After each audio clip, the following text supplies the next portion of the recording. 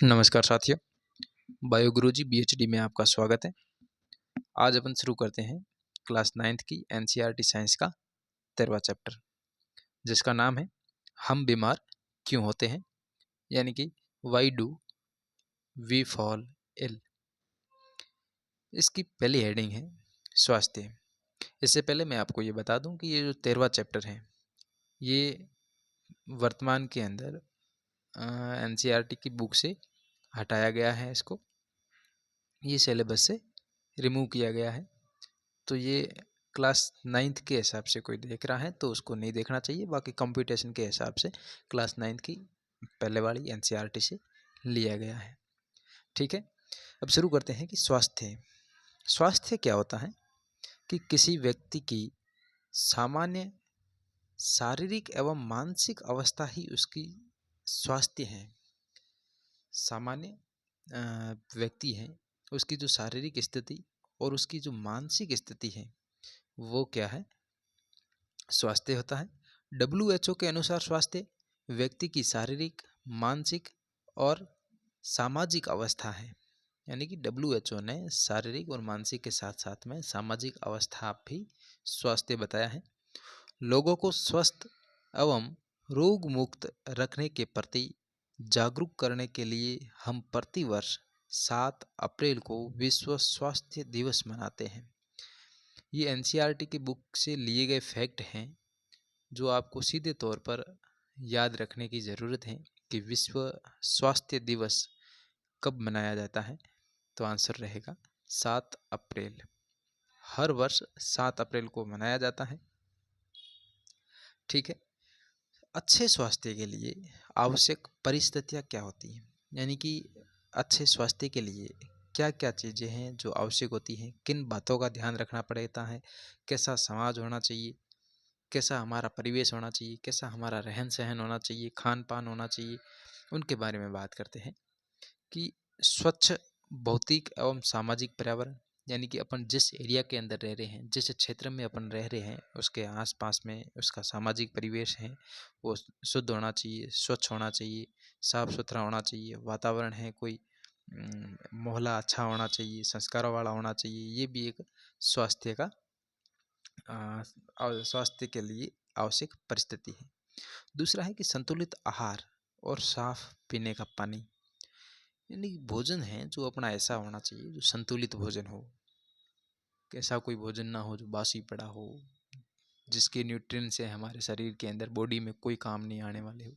ऐसा भोजन नहीं। भोजन कैसा होना चाहिए, संतुलित भोजन होना चाहिए, यानी कि पोषक तत्वों से युक्त होना चाहिए। पानी साफ होना चाहिए।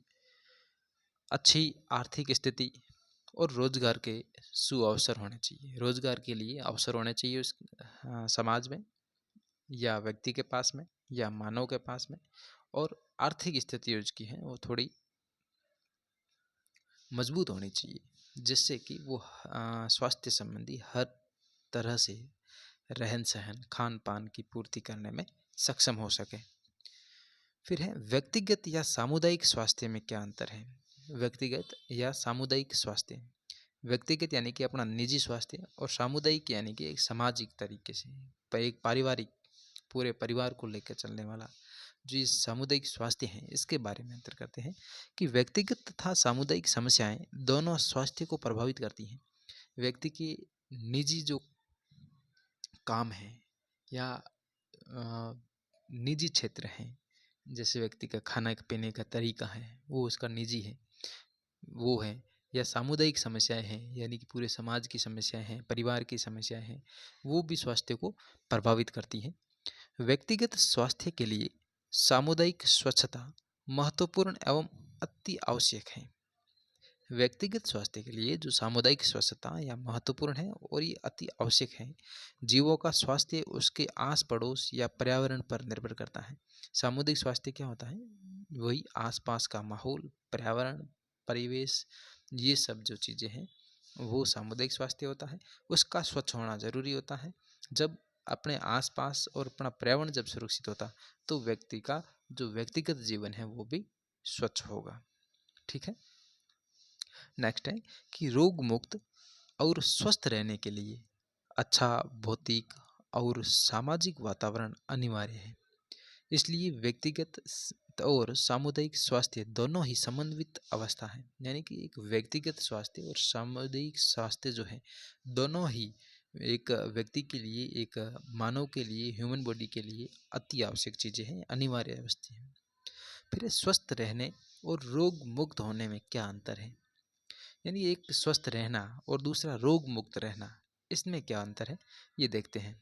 ये फैक्ट है कि स्वस्थ और रोग मुक्त, स्वस्थ जो होता है वो मनुष्य शारीरिक, मानसिक और सामाजिक रूप से अपनी क्षमताओं का भरपूर उपयोग करें। यानी कि स्वस्थ मनुष्य किसको कहा जाएगा? स्वस्थ वो होगा जो शारीरिक रूप से स्ट्रांग हो, मानसिक रूप से स्ट्रांग हो और सामाजिक रूप से वो अपनी क्षमताओं का जो है वो भरपूर उपयोग करता हो, वे कैसा मनुष्य कहलाएगा? स्वस्थ कहलाएगा। और रोग मुक्त कैसा होगा? ऐसा होगा जिसमें कोई किसी तरीके के बीमारी नहीं हो, उसमें बीमारी का उसमें अभाव हो, तो वो रोग मुक्त कहलाता है। स्वस्थ जो है वो व्यक्तिगत या भौतिक एवं सामाजिक वातावरण पर निर्भर करता है, और रोग मुक्त जो है ये व्यक्तिगत है। अगर किसी व्यक्ति को बीमारी होती है, वो रोग से ग्रस्त होता है, डिजीज होती है, तो वो व्यक्तिगत तौर पर प्रभावित होता है। स्वस्थ जो व्यक्ति के अंदर उसका अच्छा स्वास्थ्य होता है, लेकिन रोग मुक्त व्यक्ति में स्वास्थ्य अच्छा या निर्बल भी हो सकता है, लेकिन उसमें कोई बीमारी नहीं हो, फिर भी अगर किसी को थकान थोड़ी बहुत लग सकती है तो उसका स्वास्थ्य अच्छा भी हो सकता है और निर्बल भी हो सकता है। लेकिन स्वस्थ के अंदर व्यक्ति का जो स्वास्थ्य होता है वो अच्छा स्वास्थ्य होना चाहिए। ठीक है। नेक्स्ट है कि जो रोग है वो रोग के लक्षण क्या है और इसके क्या कारण हो सकते हैं, इसके बारे में अध्ययन करते हैं कि रोग के लक्षण। जब व्यक्ति को कोई रोग होता है तो शरीर के एक या अधिक अंगों का कार्य और रंग रूप खराब हो जाता है। रंग रूप खराब हो जाता है, यानी कि उसके कार्य करने की क्षमता है वो डिस्टर्ब हो जाती है। उसका रंग रूप है, रंग उड़ जाता है शरीर का। इनके इसके कुछ न कुछ रोग है, उसके शरीर का रंग उड़ गया है, मतलब उसके रंग रूप में समस्याएं आ जाती हैं, उसके कार्य करने की कैपेसिटी में फ़र्क आ जाता है। किसी अंग या तंत्र की संरचना में परिवर्तन परिलक्षित होना रोग का एक महत्वपूर्ण लक्षण कहलाता है। यानी कि उसे किसी अंग विशेष के अंदर अगर रोग हुआ है, या किसी सिस्टम के अंदर उसके, जैसे कि तंत्रिका तंत्र है, या फिर परिसंचरण तंत्र है, श्वसन तंत्र है, आहार नाल तंत्र है, जो ये सारे जो तंत्र है बॉडी के सिस्टम है, उनके अंदर कुछ अगर गड़बड़ी होती है और उसमें परिवर्तन होता है, तो ये परिवर्तन का परिलक्षित होना, उसको परिवर्तन हमें दिखना, स्पष्ट होना, ये रोग का लक्षण कहलाता है। ठीक है। लक्षणों के आधार पर चिकित्सक विशेष को पहचानता है। जो चिकित्सक होता है, डॉक्टर, वो लक्षणों के आधार पर उस विशेष रोग को पहचानते हैं और रोग की पुष्टि के लिए कुछ परीक्षण करवाता है, कुछ परीक्षण यानी कि टेस्ट करवाता है। जैसे कि ब्लड में ब्लड की सेल है, ब्लड सेल को काउंट करने के लिए सीबीसी करवाई जाती है। सीबीसी क्यों करवाई जाती है? क्योंकि ये जो सेल है वो काउंट ब्लड सेल, इसका फुल फॉर्म है count blood cell. Blood cell के अंदर कितनी जो सेल है, कोशिकाएं हैं अलग अलग, उनकी संख्या कितनी है, उसके आधार पर सीबी टेस्ट करते हैं। उसमें रोगी के लक्षण का पता करते हैं कि उसको कितनी बीमारी हो सकती है, उसमें कितना बैक्टीरियल इफेक्ट हो सकता है या कोई अदर बीमारी हो सकती है, उसके आधार पर पता लगाया जाता है। नेक्स्ट है कि रोग हैं उसके प्रकार कौन कौन से, कितने प्रकार के रोग होते हैं, तो देखते हैं अपन प्रकारों में। सबसे पहला जो प्रकार है तीव्र रोग, यानी कि अति तीव्र गति से रोग। देखते हैं कि यही सोया था तब तो इंसान के एकदम स्वच्छ था, लेकिन जब वो उठा तब उसका शरीर पूरा बुखार आ गया उसको, या उठते ही उसका नाक शुरू हो गया, या वायरल हो गया। तो जो ऐसे जो वायरल चीज़ें हैं, वायरल जो रोग होते हैं, डिजीज होते हैं, वो तीव्र रोग के अंतर्गत आते हैं। यानी कि उसमें कम समय अवधि के लिए होते हैं वो। यानी कि अगर जुकाम हो गया तो 2-3 दिन तक के लिए होगा, उसके बाद में सही हो जाता है। तो ये तीव्र रोग वो रोग होते हैं जो कम समय अवधि के लिए होते हैं, और कब होते हैं उसका पता भी नहीं चलता है। दूसरा है दीर्घकालिक रोग, यानी कि लंबे समय तक, अधिक समय तक चलने वाले रोगों को दीर्घकालिक रोग कहते हैं। जैसे कैंसर रोग है। कैंसर कब शुरू होता है आज इंसान को पता नहीं चलता है। धीरे धीरे जब वो विकराल रूप ले लेता है तब इंसान को उसके बारे में धीरे धीरे पता चलाया जाता है। उसको ये भी टेस्ट के माध्यम से पता चलता है कि ये हो सकता है। लेकिन सर्दी जो जुकाम है, तीव्र रोग है, उसमें इंसान खुद ही पता कर लेता है कि मुझे जुकाम हो गया है, मुझे सर्दी हो गई है, जुकाम हो गया है। ठीक है। दूसरा टीबी यानी कि ट्यूबरकुलोसिस, क्षय रोग जिसको बोला जाता है, फील पाँव है, ये जो है वो दीर्घकालिक रोगों के अंतर्गत आते हैं। तीसरा है संक्रामक रोग। संक्रामक रोग यानी कि रोगाणु या सूक्ष्म जीवों द्वारा होने वाले रोगों को संक्रामक रोग कहा जाता है। ये किसी रोगाणुओं के द्वारा होते हैं या सूक्ष्म जीव होते हैं जिनके माध्यम से ये संक्रामक रोग होते हैं, एक से दूसरे में फैलते हैं। ऐसे रोग जो संक्रमित व्यक्ति से स्वस्थ व्यक्तियों में फैलते हैं। संक्रामक रोग उत्पन्न करने वाले विभिन्न कारक हैं। कौन कौन से कारक हैं? वो कारक हैं जैसे कि बैक्टीरिया है, फंजाई है यानी कि कवक, प्रोटोजोआ और कृमि। कृमि जो भी है वर्ग, कृमि यानी कि जो प्लेटिहेल्मिन्थेस के अंदर आने वाले जो कीड़े हैं, ये कृमि के अंतर्गत आते हैं। इन वर्ग भी कहा जाता है। और वायरस हैं यानी कि विषाणु, ये सारे के सारे इनके संक्रामक रोगों के रोग कारक होते हैं। नेक्स्ट है अगला जो रोग होता है वो असंक्रामक रोग। यानी अपने रोग कितने प्रकार के पढ़े? अपने रोग पढ़े तीव्र रोग, दूसरा पढ़ा आपने दीर्घकालिक रोग, तीसरा आपने पढ़ा संक्रामक रोग और चौथा है असंक्रामक रोग। असंक्रामक रोग यानी कि वे रोग पीड़ित व्यक्ति तक ही सीमित रहते हैं। वो पीड़ित व्यक्ति से किसी स्वस्थ व्यक्ति जो है उसके अंदर ये संक्रमित नहीं होते हैं, फैलते नहीं हैं उससे, अन्य व्यक्तियों में नहीं फैलते हैं। जैसे हृदय रोग है, हृदय का रोग है, जिस हृदय पेशेंट को, हार्ट पेशेंट को जब रोग है उसी के पास में रहेगा, वो उससे सांस के माध्यम से या किसी अन्य वायरल के माध्यम से, फ्लूइड के माध्यम से फैलते नहीं हैं। जैसे एलर्जी है, ये है असंक्रामक रोग के अंतर्गत आते हैं। फिर देखते हैं इन रोगों के कारक क्या है। रोग होने के कारक क्या है, फैक्टर क्या है? जैसे वायरस, बैक्टीरिया, कवक यानी कि फंजाई, प्रोटोजोआ और कृमि, ये इसके कारक हैं। ये तो सूक्ष्म जीव हैं जो इनके कारक हैं। कैसे? सूक्ष्म जीव। ठीक है। दूसरा है इसका कारक कि कुपोषण, टाइम पे भोजन नहीं करना, जो भी भोजन करते हैं वो न्यूट्रिएंट वाले नहीं होना, जैसा तैसा भोजन कर लेना। आनुवंशिक विभिन्नताएं हो सकती है। पर्यावरण प्रदूषण, जैसे हवा है, पानी है, खाना पीना हो सकता है। टीकाकरण का अभाव हो सकता है। उचित वैक्सीन का न लगना।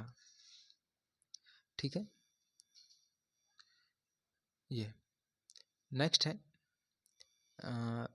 अगला अपन देखते हैं कि संक्रामक कारक जो है वो कौन कौन से होते हैं। यानी कि संक्रामक जो एक दूसरे से फैलते हैं, जो छूने से फैलते हैं, एक दूसरे के फ्लूइड ट्रांसफ़र होने से भी फैल सकते हैं, या कुछ ऐसी संक्रमित वस्तुओं को ट्रांसफ़र होने से फैल सकते हैं। ऐसे संक्रामक रोग हैं, उनके कारक कौन से हैं और संक्रामक उन कारकों से फैलने वाले कौन कौन से रोग हैं। जैसे कि विषाणु है यानी कि वायरस, वायरस से होने वाले रोग कौन कौन से हैं? सर्दी, जुकाम, चेचक, एड्स, इन्फ्लुएंजा। एड्स जो HIV वायरस से फैलता है, HIV, ह्यूमन HIV यूनी human immunodeficiency virus, influenza है, चेचक है, स्वाइन फ्लू है, मतलब कई सारे ऐसे रोग हैं जो वायरस से फैलते हैं। दूसरा है जीवाणु यानी कि बैक्टीरिया। बैक्टीरिया से होने वाले जीवाणु कौन कौन से रोग हैं? हैजा, खसरा, क्षय रोग यानी कि टीबी, एंथ्रेक्स, टिटनेस, ये जो रोग हैं ये किससे फैलते हैं? जीवाणुओं से फैलते हैं। फिर है कवक, फंजाई, फंजाई से फैलने वाले रोग जैसे दाद, खाज, खुजली, ये जो हैं फंगल इन्फेक्शन के अंतर्गत आते हैं। फिर है प्रोटोजोआ, जैसे मलेरिया है, कालाजार है, अमीबिया पैचिज है, जो ये डेंगू है, ये प्रोटोजोआ से फैलते हैं। कृमि जनित हैं, फील पाँव रोग, जिसको हाथी पाँव रोग भी कहा जाता है, ये कृमि जनित रोग हैं। ठीक है, ये संक्रमित इनका कारण है, ये इनसे संक्रमित होते हैं और स्वस्थ मनुष्य के अंदर फैलते हैं। अब देखते हैं कि विभिन्न सूक्ष्म जीव हैं, वो कौन कौन से हैं। जैसे सार्स बैक्टीरिया, सार्स बैक्टीरिया नाम का एक बैक्टीरिया है, सार्स सूक्ष्म जीव है, जीवाणु है, जो संक्रमित कोशिका के अंदर मौजूद होता है और इनकी माप जो है ये 500 नैनोमीटर से भी कम या इसके बराबर होता है। दूसरा सूक्ष्म जीव देखते हैं कि स्टेफाइलोकोकाई बैक्टीरिया। कौन सा? स्टेफाइलोकोकाई, जो बैक्टीरिया है जो मुहासे का कारक है, यानी कि मुहासे, मुंह पे जो फुंसी होते हैं उनके कारक है बैक्टीरिया है। इसका जो माप होता है वो होता है 5 माइक्रोमीटर, 5 माइक्रोमीटर के बराबर होता है। तीसरा है प्रोटोजोआ ट्रिपनोसोमा, ये जो है निंद्रालु व्याधि यानी कि नींद रोग का कारक है। इसको तस्त्री नुमा लाल रक्त कोशिका के साथ प्रदर्शित किया जाता है, जिससे उसके आकार का पता चलता है। यानी कि इसको आकार का पता करने के लिए इसको तस्त्री नुमा जो आरबीसी है अपनी लाल रक्त कोशिका, उसके साथ में प्रदर्शित किया जाता है। नेक्स्ट सूक्ष्म जीव है लेस्मानिया। लेस्मानिया जो कि कालाजार व्याधि का कारक प्रोटोजोआ है, ये प्रोटोजोआ है जो किसका कारक है, ये कालाजार रोग के लिए रोग का ये कारक है। इसका जो आकार, जीव का आकार है वो अंडाकार है तथा प्रत्येक में एक चाबुक नुमा संरचना होती है। और ये अंडाकार है लेकिन इसमें एक प्रत्येक के अंदर एक चाबुक जैसी संरचना होती है, जो कालाजार रोग फैलाने में मदद करता है। नेक्स्ट है गोलकृमि, यानी कि एस्केरिस लुब्रिकोइडिस, छोटी आंत के अंदर पाया जाता है। जो एस्केरिस है छोटी आंत में पाया जाता है। ये वयस्क गोलकृमि जो होता है वो 4 सेंटीमीटर तक हो सकता है। वयस्क गोलकृमि कितना हो सकता है? 4 सेंटीमीटर तक हो सकता है। ठीक है, ये कुछ सूक्ष्म जीव थे जो क्लास 9 से लिए गए हैं और इनका विवरण दिया गया है, इनकी माप और इनके रोग कौन कौन से इनसे फैलते हैं और इनके ये जो रोग कारक हैं। ठीक है, अब देखते हैं एंटीबायोटिक। एंटीबायोटिक क्या होती है? जब रोग होते हैं तो रोग को निपटाने के लिए, रोग से सही होने के लिए, स्वस्थ होने के लिए एंटीबायोटिक दी जाती है। तो ये एंटीबायोटिक है क्या? एंटीबायोटिक के बारे में पढ़ते हैं कि एंटीबायोटिक वे रासायनिक पदार्थ हैं जो सूक्ष्म जीव जैसे जीवाणु, कवक, मोल्ड, इन सब के द्वारा उत्पन्न किए जाते हैं। जो एंटीबायोटिक हैं किससे उत्पन्न किए जाते हैं? सूक्ष्म जीवों से, जीवाणु से, कवक से, मोल्ड से, इनसे ये उत्पन्न किए जाते हैं, जो जीवाणु की वृद्धि को रोकते हैं और उन्हें मार देते हैं। ये सूक्ष्म जीवों से बनाए जाते हैं और सूक्ष्म जीवों से होने वाले रोगों की वृद्धि को ये रोकते हैं, उन्हें मार देते हैं। जैसे कि पेनिसिलियम, टेट्रासाइक्लिन, ये 2 ऐसी एंटीबायोटिक हैं जो सूक्ष्म जीवों से बनाई गई है और जीवाणु वृद्धि को रोकने के लिए प्रयोग में लाई जाती है। बहुत से जीवाणु अपनी सुरक्षा के लिए एक कोशिका भित्ति बना लेते हैं। एंटीबायोटिक कोशिका भित्ति की प्रक्रिया को रोक देते हैं और जीवाणु मर जाता है। एंटीबायोटिक कैसे कार्य करता है? इसमें बहुत से ऐसे जीवाणु होते हैं जो अपने सुरक्षा के लिए वो कोशिका भित्ति बना लेते हैं, कोशिका भित्ति बनाते हैं। जबकि ये एंटीबायोटिक होता है, ये देने के बाद में ये कोशिका भित्ति की जो प्रक्रिया है, इस प्रक्रिया को ये रोक देते हैं और जीवाणु मर जाता है। पेनिसिलिन जीवाणु की कई स्पीशीज में कोशिका भित्ति बनाने की प्रक्रिया को रोक देता है। जीवाणु की कई स्पीशीज हैं, कई जातियां हैं जीवाणुओं की, जिसके अंदर कोशिका भित्ति को बनाने की जो प्रक्रिया है उसको रोक देता है पेनिसिलिन, और उन सभी स्पीशीज को मारने के लिए प्रभावकारी होता है। ठीक है, ये एंटीबायोटिक के बारे में अध्ययन किया। आज के लिए अपन इतना ही पढ़ेंगे। कल इसके बाद में अपन जो पढ़ेंगे वो पढ़ेंगे इस रोग जो फैलते हैं, इस फैलने के साधन कौन कौन से हैं, किन के माध्यम से ये फैलते हैं, उनके माध्यम कौन से हैं, उनके साधन कौन से हैं, उसके बारे में पढ़ेंगे। फिर अपन कुछ विशेष रोगों के बारे में पढ़ेंगे, जैसे एड्स है। एड्स क्या है, कैसे फैलता है, इसका रोग कारक क्या है, संचरण का कारक क्या है, निवारण क्या हो सकते हैं, पता लगाने के लिए कौन से टेस्ट किए जाते हैं, उन सब के बारे में कल अध्ययन करेंगे। आज के लिए इतना ही। बहुत बहुत धन्यवाद। जय हिंद, जय भारत।